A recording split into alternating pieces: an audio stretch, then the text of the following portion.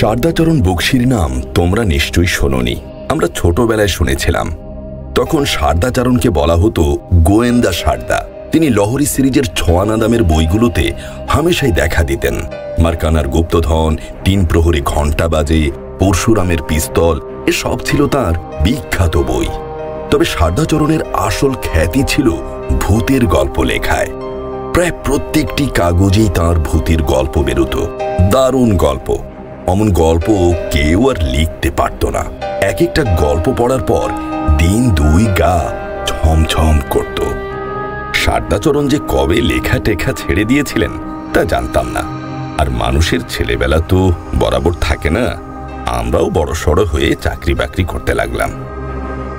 ঘটনাচক্রে শারদাচরণের সঙ্গে আমার আলাপ হলো সেদিন। ঝাড়গ্রামে গিয়েছিলাম একটা কাজে। শারদাচরণের বাড়ির এক পাশেই আমায় থাকতে হয়েছিল। সেই সূত্রেই আলাপ। তারপর কথায় কথায় ধরা পড়ে গেলেন এই শারদাচরণই সেই গোয়েন্দা শারদাচরণ। বৃদ্ধ মানুষটি এত চমৎকার আর গল্প গুজবে এমন পাকা যে আমি মুগ্ধ হয়ে গেলাম। বারান্দায় বসে চা খেতে খেতে গল্প হচ্ছিল। কার্তিক মাসের ঠান্ডা পড়েছে সামান্য। কথায় কথায় আমি বললাম, আপনি ভূতের গল্প লেখা কবে ছাড়লেন? অনেক কাল আগে। ছাড়লেন কেন? দারুণ লাগতো আপনার ভূতের গল্প। ২-১টার কথা এখনো মনে আছে।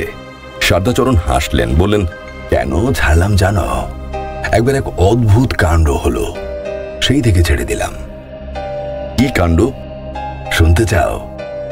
বাব, শুনবো না কেন, আপনি বললেই শুনবো। শারদাচরণ একটু চুপ করে রইলেন। তারপর শুরু হলো তার গল্প।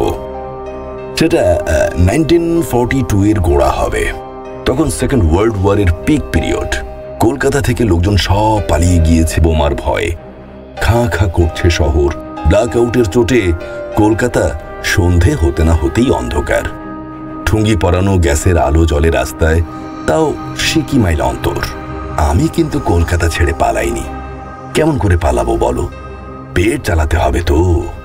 পল হ্যামলিন কোম্পানিতে চাকরি করি। তার খুব কড়া ধাতের। থাকতাম শিলবাবুর হোটেলে, মির্জাপুর স্ট্রিটে। চাকরি করি, লহরীর ছোয়ানা সিরিজের বই লিখি, আর বাচ্চাদের কাগজে গল্প। ভূতের গল্পই বেশি। বড়দের কাগজেও লিখেছি ২-৪টে। একদিন হোটেল থেকে বেরিয়ে খানিকটা পায়চারি করে কলেজ স্কোয়ারে গিয়ে বসলাম।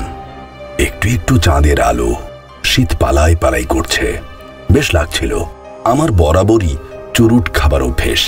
নতুন একটা চুরুট ধরিয়েছি। এমন সময় কে এসে যেন পাশে বসলো। কলকাতায় তখন সন্ধ্যের পর লোকজন বড় একটা বেরোতো না। কোথায় বা যাবে অন্ধকারে? পাড়ার মধ্যেই সিনেমা থিয়েটারে যেত বা বন্ধু বান্ধবের কাছে। কলেজ স্কোয়ার একেবারেই ফাঁকা। ২-৪ জন আমারই মতন আছে হয়তো, চোখে পড়ে না। পাশে এসে যে লোকটি বসলো তাকে আমি নজর করলাম। লিকলিক করছে, রোগা, গায়ের রং কালোই মনে হলো। লম্বা ধরনের একটা জামা পরেছে। সেটা কোট না আলখাল্লা বুঝতে পারছিলাম না। একটু আলাপ জমাবার চেষ্টা করলাম। লোকটা জবাবই দেয় না কথার, শুধু হ্যাঁ আর না। মনে হলো লোকটা ভীষণ বিরক্ত হয়ে রয়েছে। আমারও কেমন জেদ ধরে গেল। লোকটাকে কথা না বলিয়ে ছাড়ব না। তাকে নানা রকম প্রশ্ন করতে লাগলাম। আজে বাজে যা মুখে এলো, লোকটারও সেই একই রকম জবাব, হ্যাঁ আর না, হ্যাঁ আর না। আমি যখন হতাশ হয়ে হাল ছেড়ে দিচ্ছি, তখন লোকটা আমায় চমকি দিয়ে একটা কথা বলল। কি বলল জানো? বলল, আমাকে সে জানে। আমার নাম শারদাচরণ বক্সি। আমি শিলবাবুর হোটেলে থাকি। শুনে আমি অবাক। লোকটা কি গোয়েন্দা নাকি? তারপর লোকটা বলল, আপনি মশাই যা জানেন না তা লেখেন কেন? ফাজলামি পেয়েছেন? আমি একেবারে বেজ্জত। বলে কি লোকটা? চেটে মোটে বললুম, আমি কি লিখি বলুন তো? যত ছাই পাশ। শুনলে কথা, রাগে গা জ্বলে উঠল। মনে হলো এক চড়ে লোকটার বদন বিগড়ে দেই। একেবারে অসভ্য। কোন রকমের রাগ চেপে বললাম, মশাইয়ের কি ছাই তোলার অভ্যেস আছে? আমার কি আছে আপনার জেনে দরকার নেই। বেশ তো করে খাচ্ছিলেন, 3 রাতে 3 খুন, মৃত্যু ফাঁদ লিখে। গল্পের গরু তরতর করে গাছে উঠছিল, তা মরতে আমাদের দিকে হাত বাড়ালেন কেন? রাগে পিত্তি চলছিল। আমার আবার বদ অভ্যেস ছিল রাগের মাথায় 3 পয়েন্ট 5 পয়েন্টও চালিয়ে দিতাম, মানে ঘুষি। কিন্তু রাগ হলেও লোকটার কথাবার্তা শুনে একটু ঘাবড়েও যাচ্ছিলাম। বললাম, আপনাদের দিকে হাত বাড়ালাম মানে? একেবারে ধোয়া তুলসী পাতা সাচ্ছেন যে। বলি, এই সেদিন রংবাহার কাগজে কি লিখেছিলেন ওটা? ভূত বলে তার জাত নেই, যা খুশি করলেই হলো। কোথায় আপনি দেখেছেন ভূতের রিক্সা টানছে? ছি ছি ছি ছি। বলি, আরে আপনার আক্কেল মশাই, রাত 1টায় অমন শীতের দিনে আপনি ভূতকে দিয়ে নিমতলা স্ট্রিট থেকে বেলগেছে পর্যন্ত রিক্সা টানালেন? আপনি নিজে পারবেন টানতে 1.5-2 মাইল রাস্তা? ছি ছি ছি ছি ছি ছি। আমি একেবারে থ হয়ে গেলাম লোকটার কথা শুনে। কথাটা তো মিথ্যা বলেনি। একেবারে হালে রংবাহার পত্রিকায় আমার একটা ভূতের গল্প বেরিয়েছে, তাতে বাস্তবিক এক ভুতুড়ি রিক্সা আর রিক্সাওয়ালার কথা রয়েছে। রাগ একটু কমলো। বললাম, কেন ভূতে রিক্সা টানতে পারে না? না, কভি নেই। আপনি মশাই বড় ব্যাগ গেলে নিচে ফুসফুস করে চুরুট ফুঁকছেন। কই, আমাকে তো ভদ্রতা করে একটা দিচ্ছেন না। একটা চুরুট ছাড়ুন। এবার আমার হাসি পেল। আচ্ছা, মজার লোক তো। একটা চুরুট তাকে দিলাম, দেশলাইও। লোকটা অন্যদিকে ফিরিয়ে চুরুটটা ধরিয়ে নিল। আমি বললাম, আপনি আমার গপ্প টপ্প পড়েন? বাধ্য হয়ে। কেন কেন বাধ্য হয়ে কেন? ওটা আমার চাকরি। আপনি কি রংবাহাদুর কাগজে কাজ করেন? রণদা বাবুর? না না না না, রণদার টনদার কিছু নয়। ওই রণদা বাবুকেও একদিন শিক্ষা দিতে হবে। বাপের পয়সায় কাগজ করে গাথাটা সম্পাদক হয়েছে। ওর বাবা গঙ্গাবাবু প্রায় দুঃখ করে বলেন, ছেলেটার কপালে অশেষ দুর্গতি লেখা আছে। বলে কি লোকটা? রণদা বাবুর বাবা মারা গিয়েছেন বছর কয়েক। তার সঙ্গেই লোকটার দেখা হবার কথা নয়। ডাহা মিথ্যা বলছে। বললাম, রণদা বাবুর বাবা তো স্বর্গে। আমি কি মর্তে থাকার কথা বলছি? মায়ের কাছে মামা বাড়ির গল্প। লোকটার কথাবার্তা থেকে মনে হচ্ছিল ও যেন আমাকে ধমকাবার জন্যই এসেছে। বলতে যাচ্ছিলাম, রণদা বাবুর বাবার সঙ্গে আপনার কি কোনো টেলিফোন কানেকশন আছে? আমাকে কথা বলতে না দিয়ে লোকটা বলল, কদিন আগে বেনুবিনা কাগজে আপনি কি অখাদ্য লেখাই না লিখেছেন। রেল স্টেশনের ওয়েটিং রুমে ভূত ঠুকিয়েছেন, তাও আবার গোসলখানায়।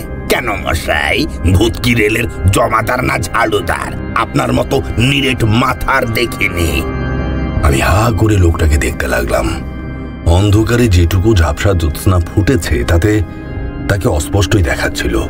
লোকটা দেখি টপাটপ গল্প বলে দিচ্ছে। হঠাৎ আমার মনে হলো, রংবাহার আর বেনুবিনা কাগজ দুটো আলাদা হলেও ছাপা হয় একই প্রেসে। লোকটা নিশ্চয়ই ছাপাখানার লোক, ছাপাখানায় কাজ করে। আপনি কি প্রেসে কাজ করেন? কম্পোজিটর? আমি বললাম, কম্পোজিটর কেন?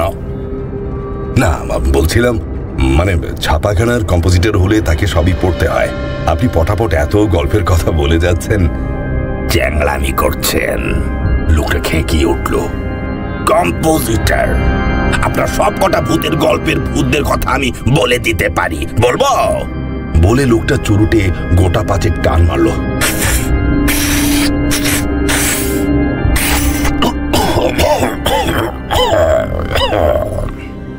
কাশলো খক খক করে। তারপর বলল, এই আপনার একটা ভূত ট্রাফিক পুলিশের কাজ করেছে লোয়ার সার্কুলার রোডে। তার জন্য 2টো বাস মুখোমুখি ধাক্কা লাগিয়েছে।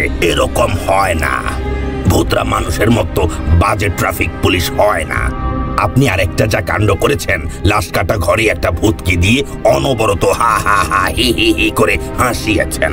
ভূতরা আপনাদের মতন হ্যাঁ হ্যাঁ করে হাসে না, তারা দাঁত বার করে হাসতে শেখেনি। লাশ কাটা ঘর দেখেছেন কখনো জন্মে? তার গন্ধ শুনকেছেন? গল্পটা পড়ে আপনাকে কাঁদতে ইচ্ছে করছিল।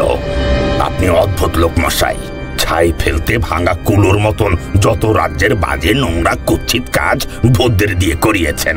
যেমন মানুষরা কত ভালো, তারা সব ভালো ভালো কাজ করে। বোলপুরের সেই গল্পটায় একটা বুড়ো ভূতকে রাস্তায় দাঁড় করিয়ে আপনি তেলে ভাজা খাইয়েছেন, আর নিজেরা খেয়েছেন অমলেট। অমলেট তার রেজাল্ট কেমন হয়েছিল মনে আছে তো? কলেরা হতে হতে বেঁচে গিয়েছেন। আপনি খুবই বাজে লোক, বাজে লোক। ভূতকে দিয়ে সংস্কৃত বলিয়েছেন। পৃথিবীর কোনো ভূতই 2-3টে ভাষা বলতে পারে না। সংস্কৃত পারে না, পুস্তক পারে না, জার্মান পারে না। কেন পারে না জানেন না? আপনাকে জ্ঞান দেয়া বৃথা। আপনি গবেট টাইপের, গবেট। যাকে দুটো কথা বলতে এসেছি, বলে চলে যাই, দেরি হয়ে যাচ্ছে। আমি চুপ, মুখে কথা আসছিল না। লোকটা বলল, শুনুন, যা বলছি তার অন্যথা করবেন না। খুন, পিস্তল, গুম খুন এসব নিয়ে যত খুশি লিখুন, কেউ কিছু বলতে আসছে না, কিন্তু ভূত নিয়ে নয়। আপনারা বাঙালি লেখকরা ভূত নিয়ে ভেলকির গল্প ভাঙছেন, না হয় হাসি মস্করা করছেন। সাহেবরা এমন নোংরা কাজ করে না, তাদের ভূতরা ভদ্রলোক। 2-4টে হাই ক্লাসের ভূতের গল্প মেরে লিখলেও তো পারেন, যত সব। আচ্ছা চলি, অনেক দূর যেতে হবে, তবে যা বললাম মনে রাখবেন। আর ভূতের গল্প লিখবেন না, লিখলে এমন শিক্ষা পাবেন যে নবাবের মতন পার্কে বসে বসে চুরুট ফুঁকতে হবে না। লোকটা উঠে দাঁড়ালো। তাড়াতাড়ি বললাম, আপনার পরিচয় স্যার? পরিচয়? আমার পরিচয়? আমি ভূতদের রিপ্রেজেন্টেটিভ, দূত বলতে পারেন। ওখানকার সেন্সর অফিসের একজন জুনিয়র অফিসার, সদ্য গিয়েছি।